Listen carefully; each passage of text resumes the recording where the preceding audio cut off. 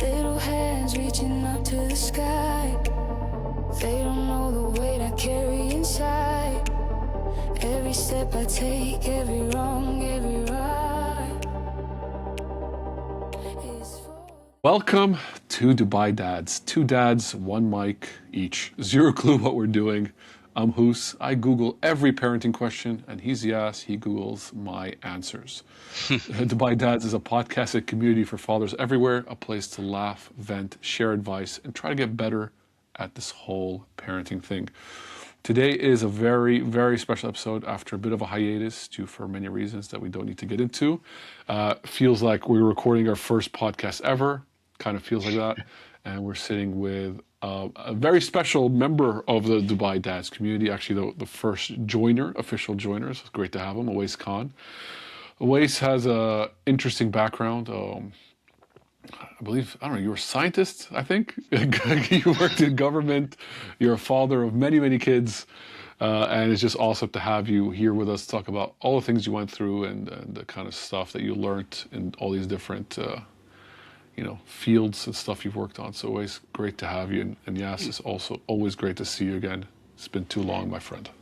It has. Great to be here, and thank you for having me. I think scientist is a strong word. I did study biopharmaceutical sciences in school, and I have worked in a lab. But that's I wouldn't consider that my title as a scientist. But I love science. Why not rock it, man? Scientists sound cool. Enthusiast. Amateur scientist, you want to call it that? Exactly. Yeah. That's amazing. A pharmacist is a scientist. As long as it's not a straight pharmacist, you're good to go. It's amazing, man. It's great having you, Wes. As you know, I call you Wes because you're not only our first member in the community, but you're also my cousin. So pleasure having you on. Great to have a family member on for the first time on Dubai Dads. After, as was said, a bit of a hiatus. And I'm a fan of the pod, so I love it. That's amazing. Thank you. Appreciate that. And I know that because you've been on our journey with us. You were one of the few people that I actually talked to and consulted with when we first started. And then when I talked about the community, you were the first one to join. So I'll never forget that. Awesome having you on. And I think your like experience as a father goes a long way because you have three sons and a daughter. So you have been through all these different phases and all these different ages. And now your youngest daughter is also grown up a bit. So you're a bit ahead of us and you can give us advice on things.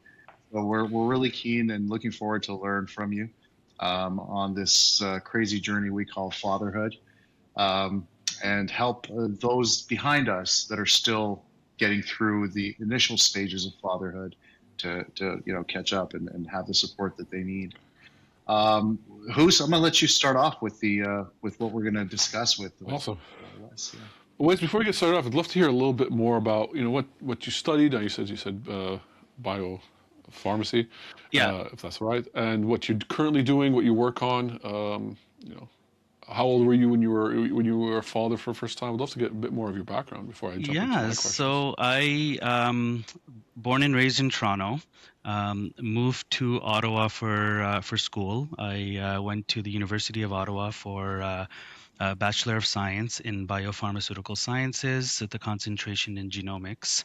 And then soon after graduation, I got a job in the public service of Health Canada, and have been working there ever since. I've also, worked in, pharmacies.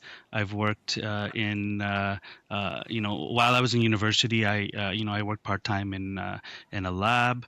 So, I have experience in regulatory affairs and in science. Then I've also started a business and had a business from 2014 to 2023-ish. Yeah, 2023. So almost close to 10 years. 9 years. And yeah, I have a wife and 4 kids. When my first was born, I was 26, so relatively young, learning, the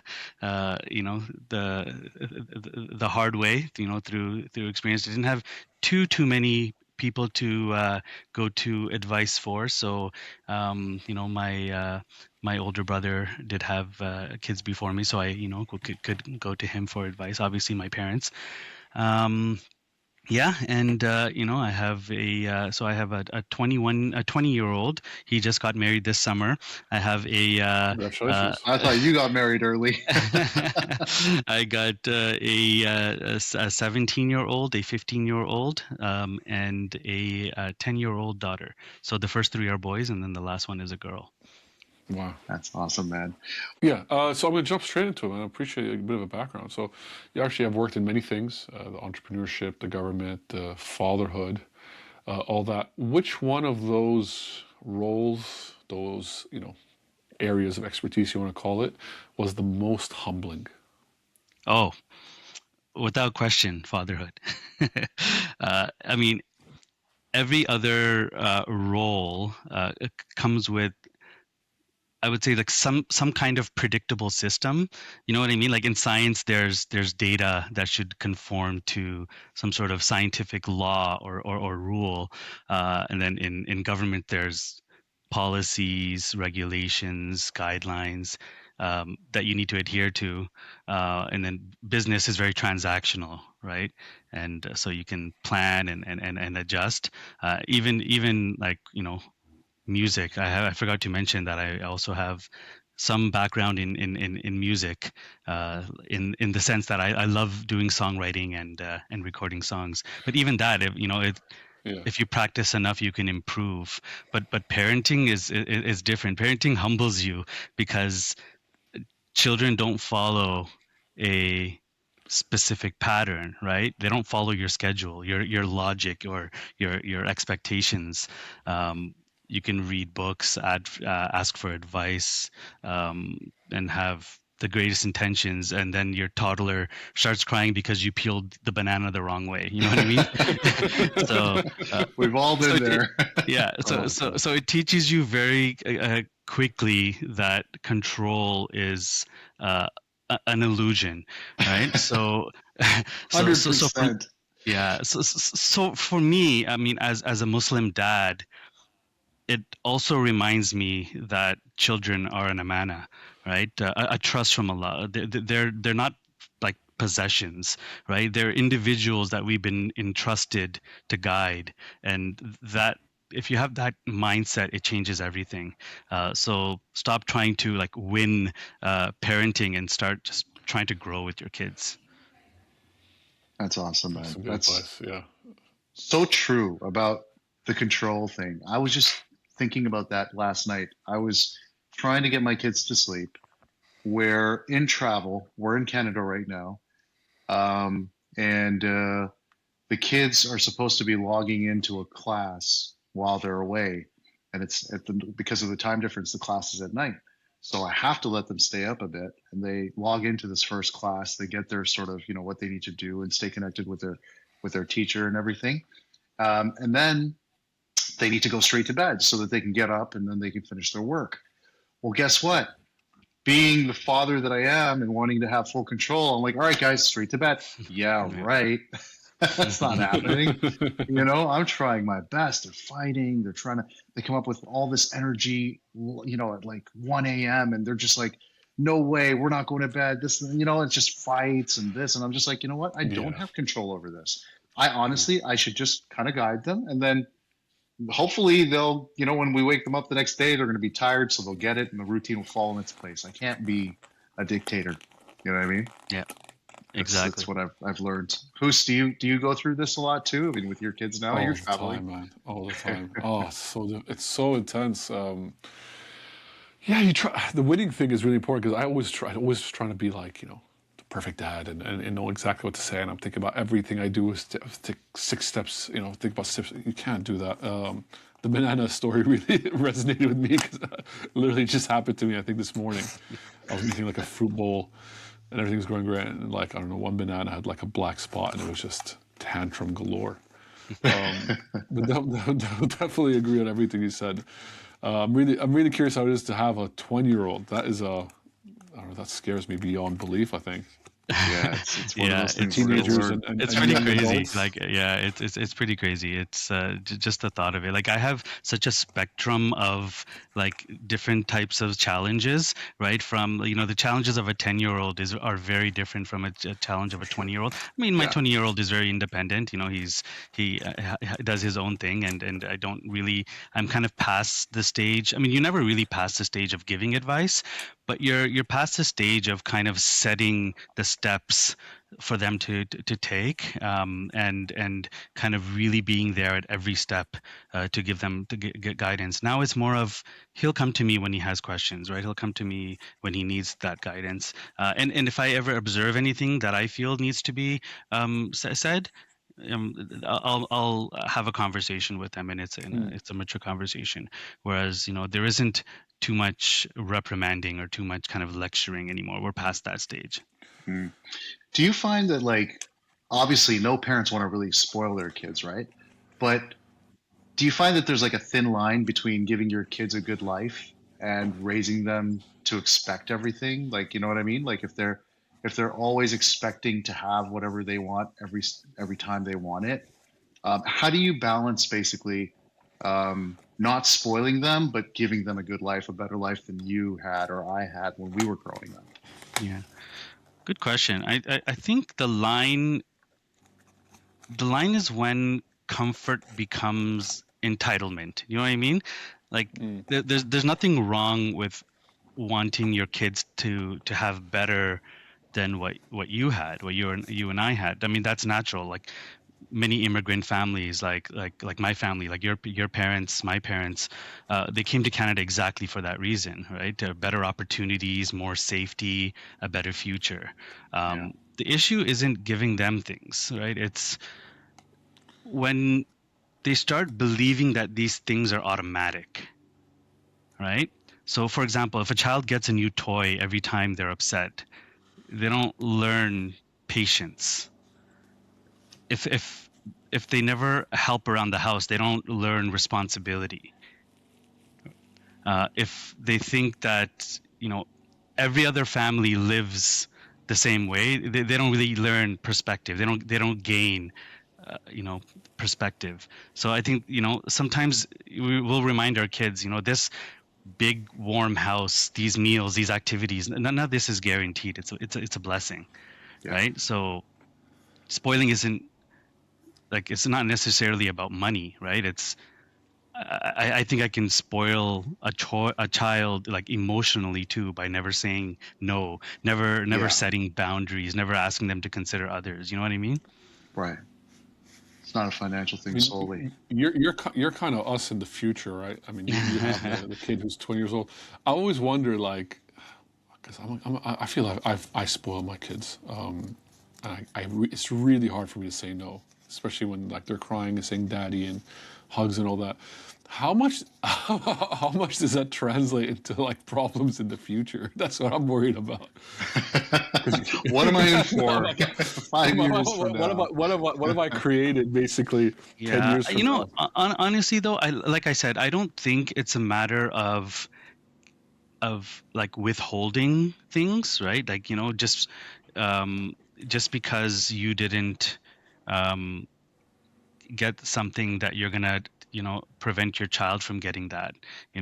So I think they'll be fine. I think the main idea, from my experience, is to get them to understand kind of what the blessings are that they're that they have. And I think with that kind of communication, it becomes easier. It becomes easier to kind of create that line of Yeah. like a spoiled child versus a child that has access to all of Yeah. these blessings and appreciates it. Yeah, but also does not take into account their age as well. It's hard to teach a 2-year-old what Oh, for sure. gratitude and appreciation is, right? Oh yeah, yeah, yeah. But I mean, Like, what age you felt you really start to drill that into their head, and like, I think there's no age that's too early. I think you just start doing it. Whether or not they absorb it or they can really comprehend it is irrelevant because every child is different, right? But you set that um, that habit of when they're getting something, even just you saying Alhamdulillah like makes a difference. Just being uh, grateful for what you have. I think that kind of it takes away from that spoiled mentality, or and it kind of replaces it with I'm blessed. This is something that I've been blessed with. I agree there. I think gratitude and abundance, these things, when mm, taught from the beginning at an early age, and instilled as principles within children, no matter how much you give them after that, if they're grateful and they feel like they need to earn those things, I think that makes all the difference in the world, because eventually what they'll be like is okay, it's great to have these things. I want to have them. I want to keep having them, but I know I have to earn them, and then I have to also be grateful for them because they could go at any point in time. Yeah. Right. So essentially what you're saying is like instill the value of it, and then practice gratitude at all times. Who's the thing that you were talking about, I think really resonates, and I think to all three of us it would too, because you're just like a girl dad. We have yeah, daughters as well. I think girl dads have a more difficult time. I don't know if it's disciplining our daughters, but being as strict, maybe. I don't know. I feel that way. Do you guys feel the same way? Like, is it harder to instill, strict principles or discipline when it comes to girls over boys? I'll let for you me, go is like, first, and then I'll I go. mean, for me, I think I've spoiled my girls silly. The way I look at it is this, right? I mean, again, there's so many ways you can look at it. The way I go like this, right? Right. I don't want them to feel that I withhold things based on some kind of thing they have to give. So in the future, when a man does that to them, and they feel they have to give something to the man to be able to get love, I don't ever want them to do that. So for Mm, them, I want to feel that they deserve it, yeah. and they deserve the love, and they deserve whatever it is, and that's one thing. And I go as well as like, if a man's ever going to marry my daughter, he has to be up to the level that I am to be able to give her everything she wants. But also, I know that sets incredibly high expectations, and that's probably going to ruin their relationships in the future. So I go back and forth with it, man. I don't know. I feel I spoil them too much.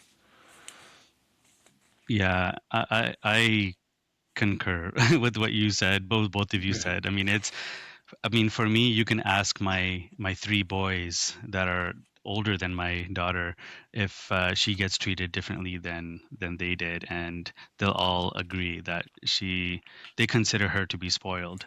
Um, I think it's a combination of being the youngest, but also being my The only baby. daughter, Yeah. mm, and me wanting a daughter so badly. Like before she was born, like I had three boys, which was great, but I really wanted to have that experience of having a daughter. And so when she was born, ever since then, it's been like, crazy about her, right? It's like she's my baby and will always be my baby no matter what, right? yeah, So it's a challenge um to kind of treat all of your kids equally. But I think that they understand, when it's the youngest and also a daughter, that there is going to be some differences. And of course, I mean, I don't think I spoil her. I think I do have the same main rules that I had with the boys. But of course, I mean, there's a lot more um, flexibility on bedtime and on snacks and on devices. I guess it was also a different time. Like when my 20 year yeah. old Of was, course. her age, the devices weren't as common. He didn't get a cell phone until he was in high school. So, Yeah. um, Yeah, so, so yeah, And it's every year is a different year when it comes to technology and oh, what's crazy. available to these yeah. children. I mean, in a That's few a whole years, podcast in itself. The Let's talk challenges about of with it. technology with your kids. yeah, me and Who's talk about it a lot. We actually have a few All the segments and time. we've done a few Yeah, episodes on it, and it's just like every day something is changing. So it's Yeah. next week, next month, next year, life is going to be different. And the kids that are going through that phase in their life are going to go through something different. You know what I yeah, mean? The pace yeah. is too fast. So I Too think one fast. thing, just out of nowhere, I do want to drop this in. One thing definitely that all parents should keep in mind is the fact that, you know, you need to really be flexible on, you know, what you're teaching your kids and how you're raising them, because you can't expect to raise them the way you would have raised, for example, your 20-year-old son, right? It's a different time. Technology is different. What's available to them, the information, the tools, the access to stuff that you want them to know and not know And their is, personalities. and their personalities, right? Mm. Like my 2-year-old can, you know, operate devices and he doesn't know anything else. So he's going up onto my TV screen and he's trying to swipe. You know what I mean? He goes up on the big screen and he's on the Samsung and he's trying to swipe like my kids do on their iPads. He doesn't even have an iPad, and it's just because of the phones and what he sees. So it's crazy, Yeah. man. It's I don't crazy. even know. I don't know what's gonna happen. Tell me about it. Wes, I want to actually, you actually had a business that in the food industry, right? If I'm not mistaken. I did, And yes. you had that Hero for a while. Burger. And So Hero Burger. Walk me, it was two. It was Ottawa Samosa and Hero Burger. So the Hero walk me Burger through was a that. franchise. Would love to hear about. I'd love to hear about it. What you did, what you went through. I understood after because of COVID, you had to close. What lessons did you learn? Would love to get your thought. I mean, I'm a big food guy. I always thought about having my own burger joint, and these are one of my thoughts I plan to have in the future. So I'd love to hear more about you from the entrepreneurial side. Yeah, so I mean, I've had that. I call it the entrepreneurial itch since forever. And me and Yas have always gone back and forth about, coming up with some sort of, business idea. And so this is something um, that started in 2014. So it was very soon after my dad passed away, and it was a discussion that I had with him about starting a food business because my dad, along with Yasser's dad, they had a restaurant together in Toronto on That's right. Danforth, That's um, right. and Yes. so he has experience in the restaurant business, and I thought this would be a great uh, person to have to help me along the way. So we were just in the early discussions of what we would do, and he had kind of mentioned samosas are an easy kind of business, easy product to make that has good margins and stuff. Unfortunately, that soon after that is when he passed away. So I, kind of in his honor, I continued with this plan, and we started, our business, Ottawa Samosa. And we were growing it. It was a part-time side hustle thing for me. Like I kept my, I had my Yeah. full-time job and everything, and families growing and everything. So it was just kind of something on the side, but it was growing, right? And then COVID hit, and the world changed. Yeah. Everything changed. So I mean, it's I think more than anything, I think the experience taught me that failure is not the opposite of success, right? It's often part of the path to it, right? So when the business closed, of course, it was painful. You invest money, time, identity, hope. You imagine like all its potential and where it could go, right? But then life happens. But I learned that losing something like that doesn't mean that you're a loser, right?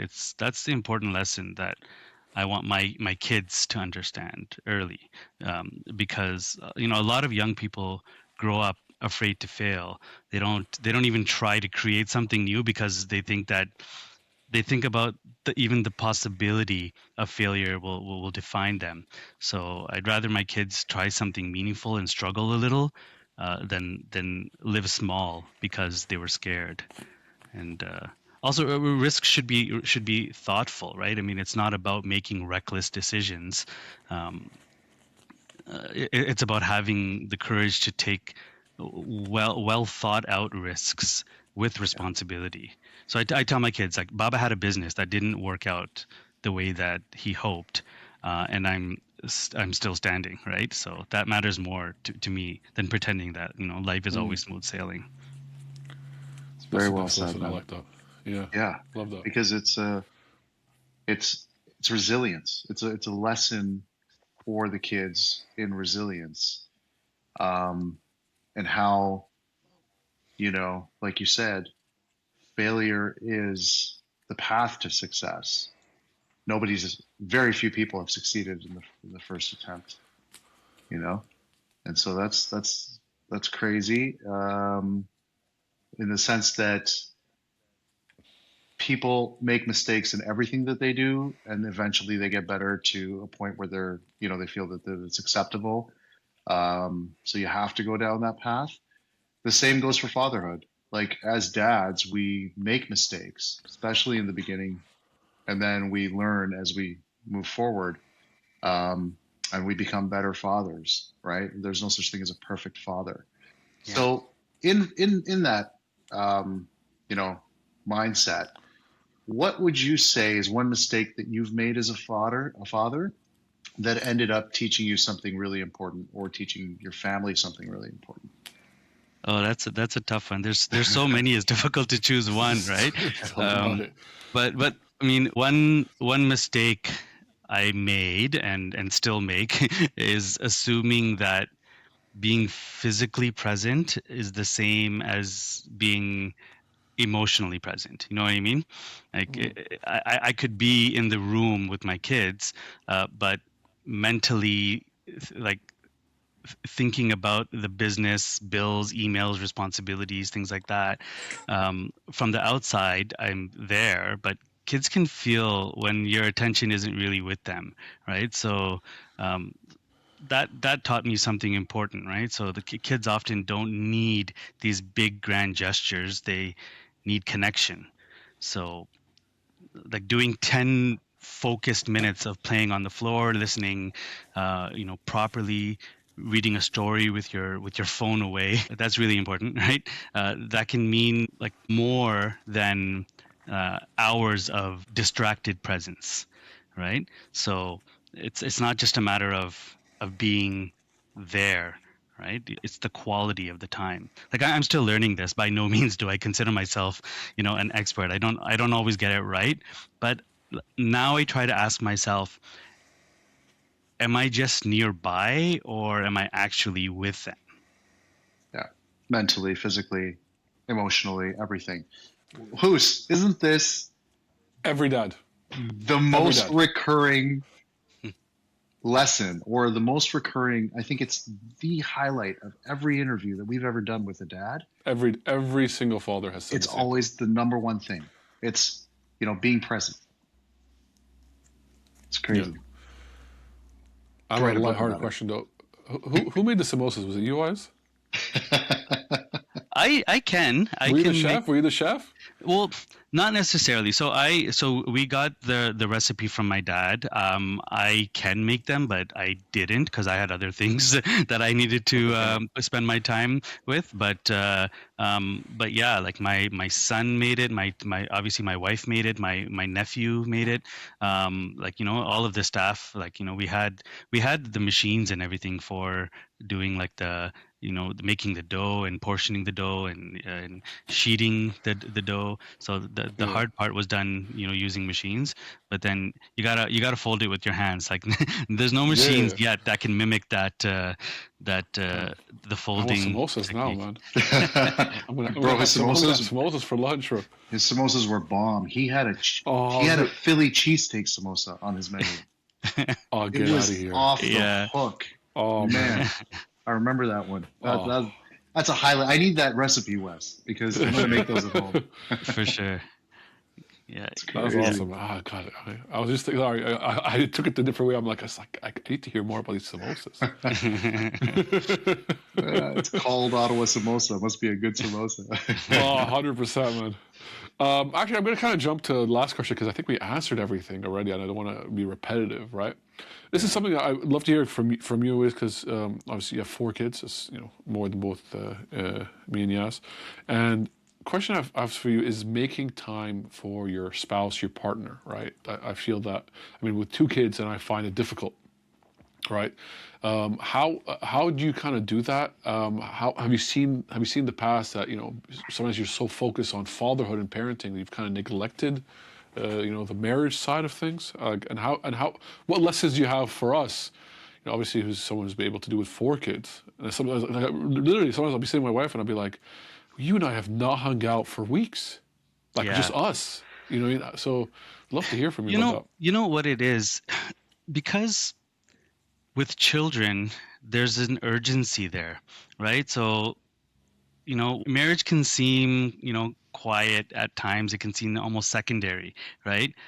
Kids need feeding, they need rides, to and from school. They need help with homework. They need, their help with their bedtime routine, attention, like right now, right? Whereas marriage often gets pushed into the later category, right? And later can become years, unfortunately, right? that. So, I feel really strongly about this. Like the relationship between a husband and wife is the foundation of the home, right? So kids feel that atmosphere. They feel tension. They feel distance, warmth, mercy, teamwork, right? They really sense these things. So I always go back to, I consider myself, relatively like a religious person. And Islam marriage is meant to be a source of tranquility, right? So that doesn't happen automatically. It needs maintenance.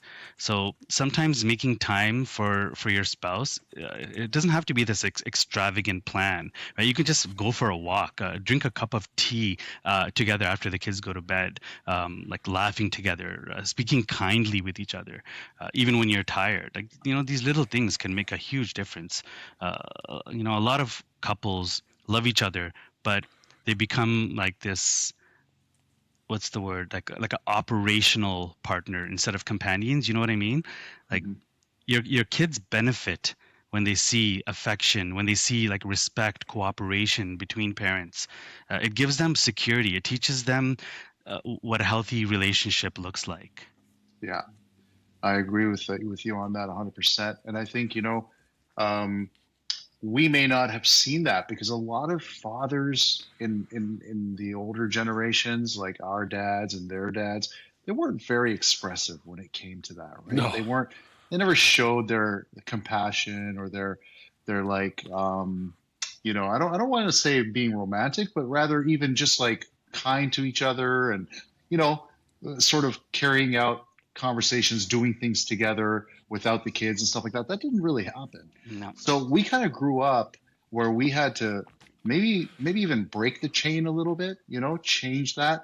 I feel like myself, I tend to do more with my wife and tend to be more like expressive with her in front of them on purpose, because to me it was so taboo that it actually felt weird when like a husband and a wife talked softly with each other, because it's like, no, you're not supposed to do that. My dad never did that with my mom. You know what I mean?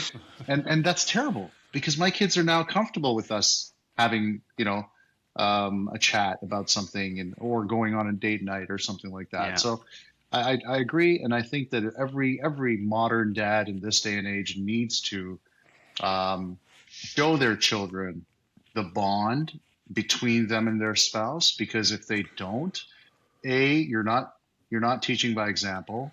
So what's going to happen is eventually the chain will, the chain will never break, and they'll keep on going, and it'll always be that dry relationship between a husband and a wife, and then it doesn't serve anyone. And Yeah. so and they'll never feel comfortable doing it because their parents never did it. Who's you shook your head when I said that. Did you have a similar experience like Oh me yeah. and Oh well, West? my dad was a workaholic, right? He'd leave the house at 5:36 in the morning. Same. and then I would see him at 8 p.m. and that was it, right? Yeah. And on weekends we'd have lunch, we'd do a family lunch, and that was it. Right. So you never actually see like my dad and mom and like hug, hold hands. I saw it at a much later stage when I was already an adult, but growing up Yeah. I never saw it. So definitely trying to break that cycle. I mean, me and my family, we're very big Bluey. Like we talk about this all the time. We love Bluey, the show, and a big part of what Bluey and the wife, they have a great relationship with the kids, and we like that. And like the kids help them set up dates. And ever since my kids saw episode, they sometimes will like do like romance. They like call it it's time for romance, and they pretend they're making a restaurant and they get food for us, and we're supposed to say as a couple. And then they That's ask me to give awesome. my wife a smoochy kiss. So there's, we try to do it in a fun way. Yeah. Obviously, teach the lesson about to my eldest daughter that kisses and these are for your husband, and try to let her understand that of how it works. So we're trying to definitely trying to break the things I didn't see as a kid for sure. Yeah. No, it is. Yeah, It's it reminds me, Yasser, when you were talking about like our parents, and it was such a rare occurrence to see, like for me personally, my parents kind of laughing and joking kind of in front of all of the kids, because me and my siblings, there's 5 of us, and the times that it did happen, man, did it feel good. Like, yeah. like when you're Yes. just in the presence of that, it's just like this loosening of the tension that you feel. You just kind of For feel sure. like joy and calm. And so I never really recognized that when I was a kid.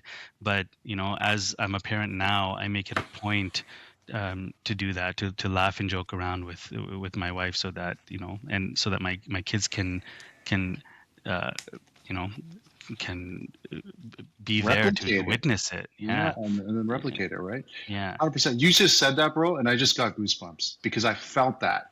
Those far and few moments, you know what Yeah. I mean, of mom and dad like really connecting, and you're like, oh, we're the perfect family. This is amazing. Yeah. And I just felt that. It just gave me goosebumps for a second. So Hmm. it's crazy how the mind works, and the Yeah. memories associated to like dark things and really bright light Yeah. things that are part of our childhood. And Yeah. man, this is exactly why, like, and this shapes people's lives, right? And this is exactly why it's so important for us to be talking about the relationship of a father to the children. We're men. We need to make sure that we are, giving these kids all those good memories, all that good feelings, so that when they grow up, it's like, yeah, this was awesome, right? And this is what we want to replicate or do better. And Definitely. for us, it wasn't the case. And, like you said, our dads had that business together. I remember when I was a kid, I never saw him. I never saw Yeah. him. He used to get up in the morning and leave, and, he had the restaurant to run. I can't blame him. He was trying to make a Yeah. living for us. He, was an entrepreneurial pursuit that also didn't work out, by the way. Your dad and my Yeah. dad had to shut down shop and, do their own things afterwards. But when it was there, it was nice to know that they had a restaurant, but to be honest with you, I kind of wish that he never did, because for Yeah. those years, I don't know that guy. And Yeah. so, entrepreneurial pursuits also have to be taken into account very considerately, because, you as a father or as a person want to succeed and want to build something for your kids.